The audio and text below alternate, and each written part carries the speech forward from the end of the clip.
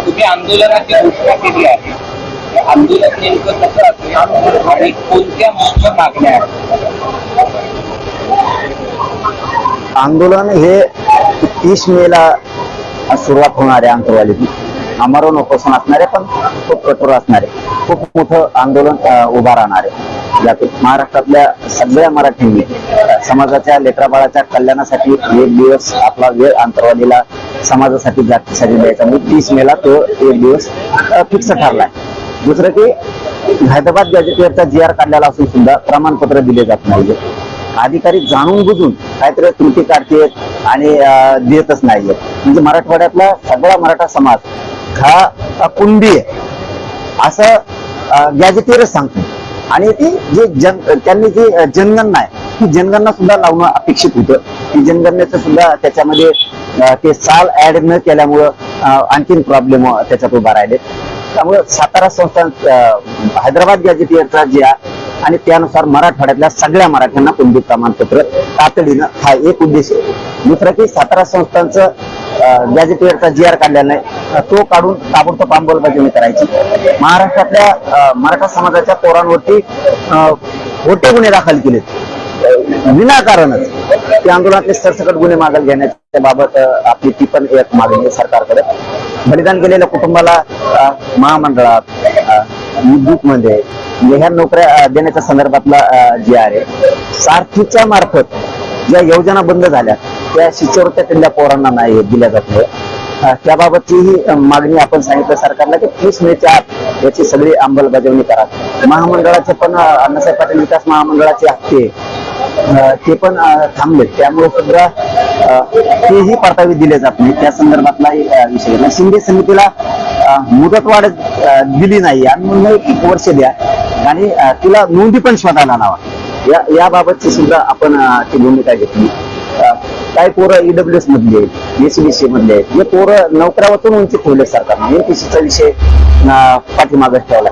म्हणजे ही जी जाणून बुजून ही जी हेळसांड चालली ना यामुळे आंदोलन करावं लागतं. 58 लाख नोंदी निघाल्या. त्या नोंदी ग्रामपंचायतला प्रत्येक लावणं खूप आवश्यक आहे. तोही विषय खूप महत्वाचा आहे.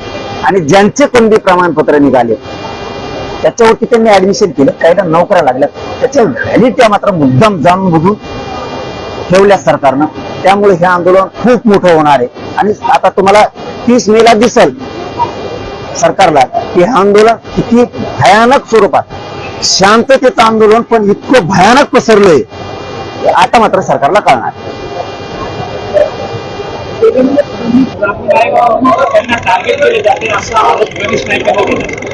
गणेश नाईक ते मुंबई गेले ते तर चांगला माणूस आहे.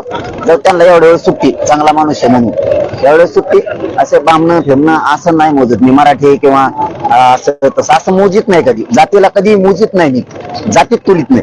मोजित नाही म्हणजे तुलीत नाही. आज तर मराठीने त्याला निवडून दिलं असतं. बामणाकडे असं म्हणजे तो माणूस राज्याचा पालकत्व स्वीकारलेला माणूस, त्यांच्यावरती जबाबदारी.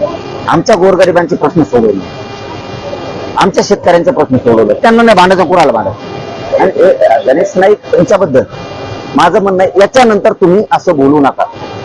तुम्हाला मागत पडेल माझ्या विरोधात जाणं. एवढेच वेळेस फक्त की आम्हाला वाटतं योग्य काम करतो तो माणूस.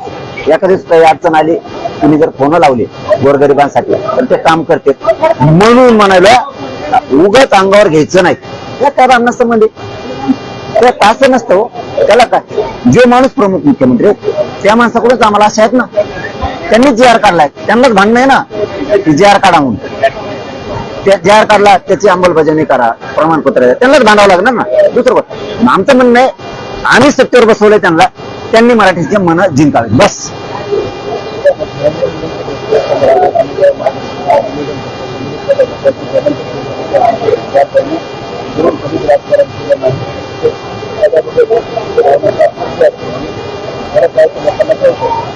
कोण म्हणलं त्यांना मोजित नाही. मला वाटलं कोण आहे का, सगळ्याला माहिती. धर्मनिरपेक्ष काय सगळ्याला माहिती. लोक आमच्याच अंगावरती घालतो, काय नाट्य खेळतो का. टोळी किती घे संपवायला, मला किती वेळ लागणार तिला. जितकी टोळी बोलणार आहे तितकं तुझं राज्य अस्तित्व उद्ध्वस्त होणार.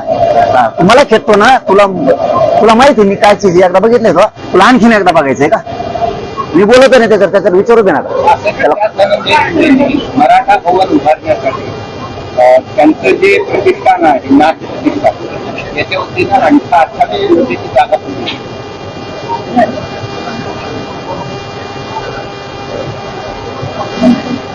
28 गुंठे जागा दिली तिने.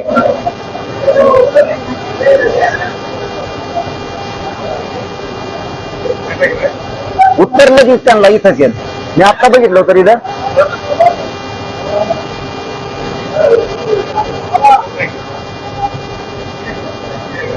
आता उपोषण चालू आहे परळीत. माणूसच इथं उपलब्ध आहे. सोडलं ना, पण दिलं, भवनाला जागा दिली आणि नंतर दुसरीकडे वर्ग केली म्हणून सुरू होत. किती प्रेम आहे त्याचं आम्हाला चांगला माहिती.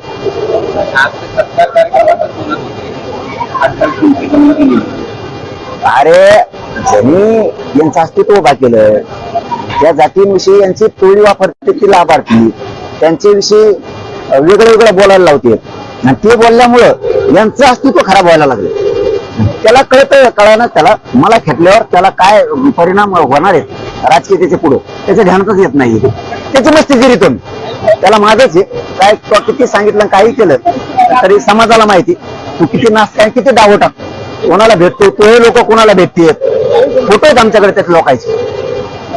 तो कसा पाठवतो, आता ते भेटत नाही, कसा भेटत नाही, आता कोणाला पाठवतो. संभाजीनगरच्या त्या कॅनॉटला तिथे साधी एखादी बनेल घ्यायचं म्हणलं तर माणसं हिंमत लागत नाही.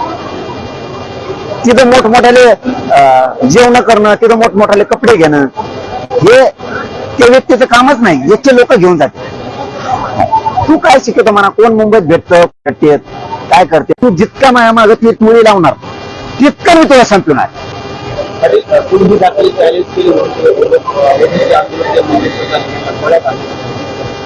त्याला काय कोण गड गेले हे कोण सशी.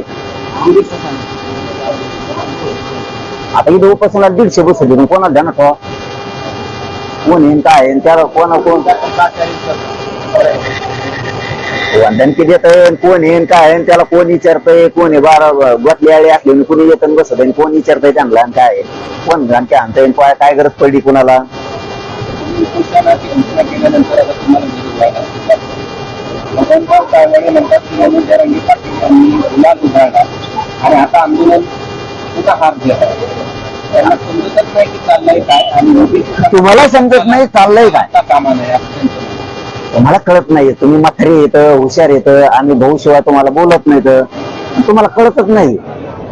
तुम्हाला कळतंय पण तुम्ही मीडियात वेगळं बोलताय आणि खाजगी बैठकीत वेगळं बोलताय. खाजगी बैठकीत तुम्ही म्हणताय मराठ्याचं त्यांनी कल्याण केलं आणि ओपन मध्ये बोलताना गुलाल उधाळा म्हणताय. अरे जरी गुलाल उधाळा JR उधाळा तिथून पुढे प्रक्रिया असेल ना. एखाद बार आपण वावर घेतलं काय घेतलं घर बांधलं, आपण 4 लोक घरी जेवायला बोलितो ना. घर बांधल्यावर वास्तुशांती जेवायला बोलितो, तिथून पुढे काही करावं लागत नाही काय घराला. झाडून लोटा काढावं लागत असन, उली करता कुत्रा काढावा लागत असन काय. एकदा वास्तुशांती केली एकदा म्हणला की टाकला लगेच असं काही का. गोदाड्या झटका लागत्या, दुसरं उचलून ठेवा लागत्या, पुन्हा रगी आणा लागत्या, पुन्हा कलर खराब झाला द्यावा लागत. त्यांना सगळं कळतंय. त्यांना मराठ्यात संभ्रम निर्माण करायचा खोटं बोलू. आता मराठी इतके हुशार झालेत, कोणी संभ्रम केला काही केला तर नाही, कारण मी चुकीचं कामच नाही करत, समाजाच्या लेकरासाठी करतो मी. तुम्हाला आता नोबेल पुरस्कार दिला पाहिजे बोललो मी त्याला माझं, कारण त्यांना विरोधक मानलं मी ज्याशी मानेन ना त्या दिवशी बघा आपला कप्ता कसा. आणखीन त्यांना विरोधक मानलंच नाही. फक्त एक लाभार्थी टोळी त्यांच्या आडून दिलं कोण आमच्यावरती वारा करायचे प्रयत्न करतो. फक्त तेवढं समजून घ्यावं त्यांनी. त्यांच्या आरक्षणासाठी त्यांनी ताकदीनं लढावं, आम्ही त्यांच्या सोबत येतो. त्यांच्या आरक्षणाला आमच्यामुळं धक्का लागत नाही. त्यांनी हेच फक्त समजून घेऊन पुढे चालावं. यांना असलेलं मोजत नेहमी, कारण काय असतं काय काही थुकल्या चाटणाराची काही सवय असते, त्यामुळे आपण ते थुकल्या थुका चाटणाराला बोलत त्याला त्यात काय होतं कोण नेमकं आहे कसं काहीतरी त्याला कोण म्हणतो ना. त्याला सवय असते आपल्या जातीसाठी लढावं, आपल्या जातीच्या लेकराचा उद्धार करावा.